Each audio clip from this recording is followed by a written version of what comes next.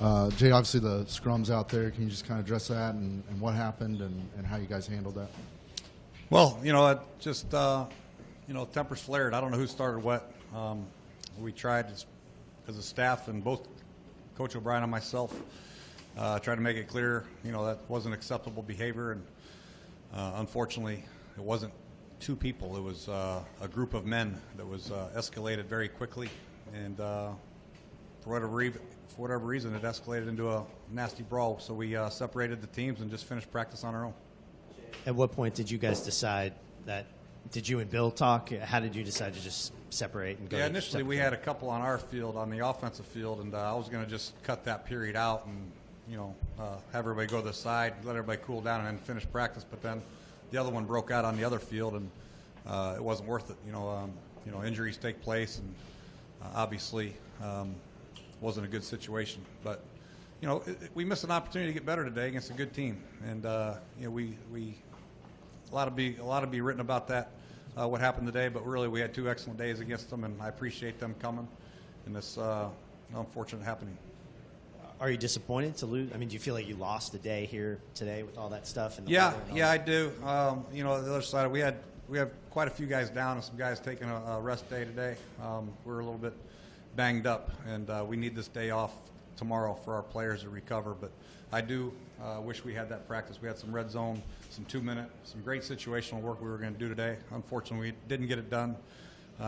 Weather had probably a little bit to do with the energy levels of the players. I don't know. But, it is what it is, and we still got some work done, though. Is everyone all right? As far as on your team, no injuries? Yeah, I think everybody's fine. I think I don't think there's any new injuries report. Matt Jones retweaked his knee a little bit, and I think that's the only new injury we have, but he's going to be fine. Did you get any kind of sense that something like this was coming on in the previous couple of days? Did it seem to be not at all. building? I thought the first 2 days were outstanding. It was good work, really. Going in full pads this day, the last day, the rain, the weather, the crowd. You could see everybody was a little anxious to get the practice in and putting a little bit extra in, finishing runs and all that stuff. And you could sense a little bit, but, what happened there you can't really control. You try to control it, but unfortunately it happened. Coach, take away everything that happened today with the scrums and everything. As a follow-up to that, what are some of the positive takeaways that you can take away from practicing with the Texans Thursday and Friday? I think there's a lot, really. We got great work for a lot of young guys. Situational work, like I said, we got, we got Sheriff and Morgan Moses, Jay Watt. I mean, we got scheme. We got our quarterback seeing a different scheme. We got a lot of great work for young defensive backs, young defensive linemen. So it's another chance for them to get on tape and see what they have against other teams' players. Sometimes when you're going against each other all throughout training camp, you don't really have a sense for how well they're doing because you're going against the same guy all the time. But when you go against different people, it's a great measuring stick for both sides and for us to look at the young guys. You had a Trent and Kerrigan didn't go out there. Was that planned? Yes. Yeah. Prior to, and do you like 3 days in a row? Maybe you don't want the guys. Is that general rule of thumb? This is really the toughest stretch throughout the season. We go 4 or 5 days in a row now without a break sometimes. So some of the veteran guys will give a day off who's coming off an injury, like Kerrigan, like Trent, like D. Hall would have had one today had he been okay. But a couple of those veteran guys. You put Willie Smith at left tackle. I'm sure he's one of those guys that you really wanted to see against a Texans defense, but still got some good work there. You talk about him, and what about Tom Compton? Is he now relegated to guard, or what's going on there? Yeah, Willie's been out with a little bit of that Achilles deal, and was getting some work here yesterday and today, so I was anxious to see how he's progressing.